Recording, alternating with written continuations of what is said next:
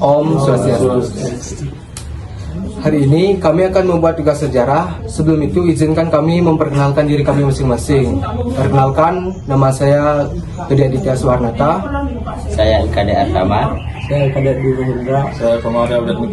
Saya Kadek Wahyu Praditya. Saya Sampa. Saya Niwayan Windy Yuliani, Cimandi Putu Mertasuriani. Kami akan memaparkan materi sejarah. Asal mula kedatangan bangsa Eropa ke berbagai wilayah pada tahun 1453, konsistensi jauh ke tanganan kualitas sudah memutuskan jalur dengan Eropa ke Asia. Hal ini mendorong bangsa Eropa mencari jalur laut baru yang kemudian memicu penjelajahan samudra. Didorong oleh konsep 3G global, gospel, negara seperti Portugal, Spanyol, Belanda, dan Inggris berlomba mencari kekayaan, kejayaan, dan menyebarkan agama, kemajuan teknologi, serta dukungan kerajaan semakin mempercepat ekspansi mereka. Tokoh penting dalam penjelajahan ini antara lain Pasteur dan Gama ke India 1498, Christopher Columbus menentukan Amerika 1492, dan Ferdinand Magellan mengelilingi dunia 1516 sampai 1522. Setelah menemukan wilayah baru, bangsa Eropa menerapkan kolonialisme, penguasaan wilayah untuk eksploitasi sumber daya, dan ini imperialisme,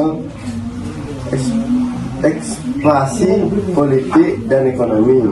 Kedatangan mereka membawa dampak besar, termasuk eksploitasi dan perubahan sosial di wilayah jajahan. Apa itu politik?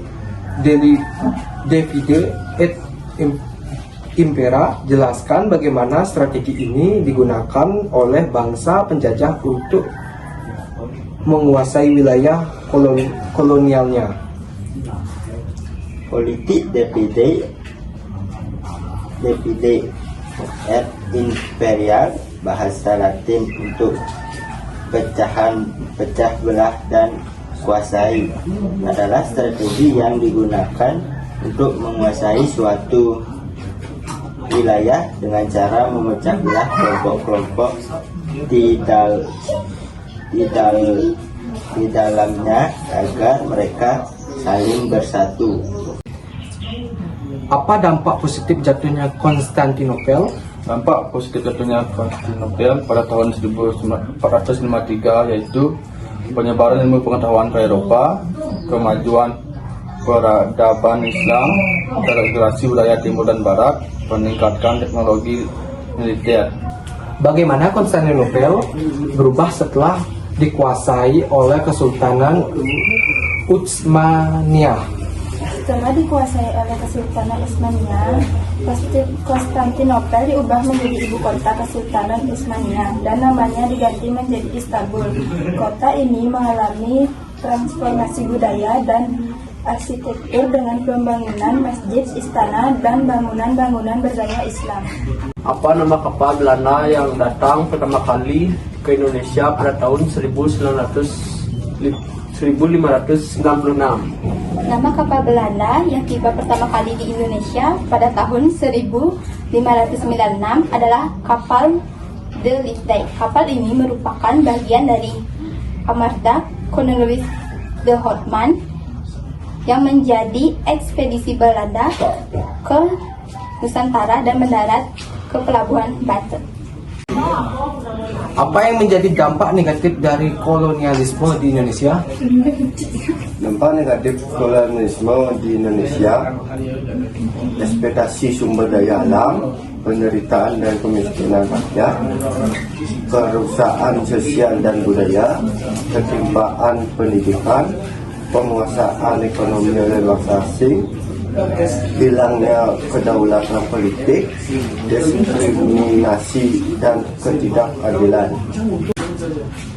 Apa faktor utama yang menyebabkan jatuhnya Konstantinopel pada tahun 1453? Jatuhnya Konstantinopel pada tahun 1453 ke tangan Kesultanan Westimonia di bawah Sultan Mehmed II disebabkan oleh berbagai faktor utama,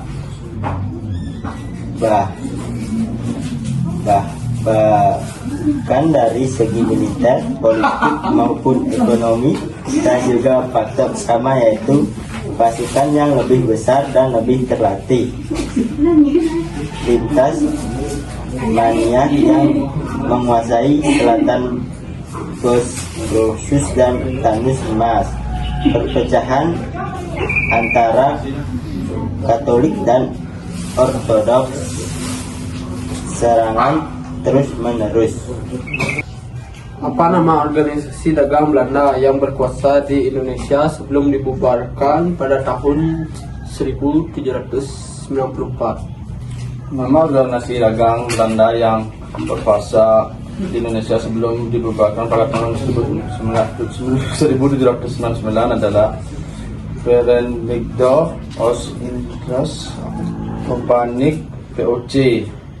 Mengapa bangsa Eropa mencari rempah ke Indonesia? Bangsa Eropa mencari rempah-rempah ke Nusantara karena harganya mahal di Eropa, monopoli Ottoman, dan ingin mendapatkan langsung dari sumbernya. Selain itu, persaingan antar negara dan kemajuan navigasi mendorong ekspedisi mereka. Hal ini akhirnya menyebabkan penjajahan di Nusantara. Apa tujuan utama bangsa Eropa seperti Portugis, Inggris, Belanda, dan Spanyol datang ke Nusantara? Tujuan utama bangsa Portugis, Spanyol, Belanda, dan Inggris datang ke Nusantara adalah mencari rempah-rempah seperti lada, pala, dan cengkeh. Dua, menguasai perdagangan dan menyebarkan agama. Empat, mencari kejayaan dan koloni. Mereka ingin memperluas wilayah dan kekuasaan di Asia. Bagaimana konsep 3G diterapkan oleh bangsa Eropa dengan kolonialisme Asia dan Amerika? Konsep 3G yaitu Growth, Glory, dan Gospel diterapkan oleh bangsa Eropa dalam kolonialisme di Asia dan Amerika sebagai berikut. Growth yaitu kekayaan. Mereka mencari sumber daya alam seperti rempah-rempah di Asia dan emas di Amerika, serta menguasai perdagangan untuk memperkaya negara mereka. Kedua, glory yaitu kejayaan. Negara Eropa berlomba memperluas wilayah jajahan untuk menunjukkan kekuatan dan kejayaan mereka. Ketiga, gospel, penyebaran agama. Portugis dan Spanyol aktif menyebarkan agama seperti Kristen, terutama Katolik, dengan mendirikan gereja dan mengkristenkan penduduk lokal. Sekian presentasi dari kelompok kami dari kelompok 2 menutup dengan Prama Santi. Santi.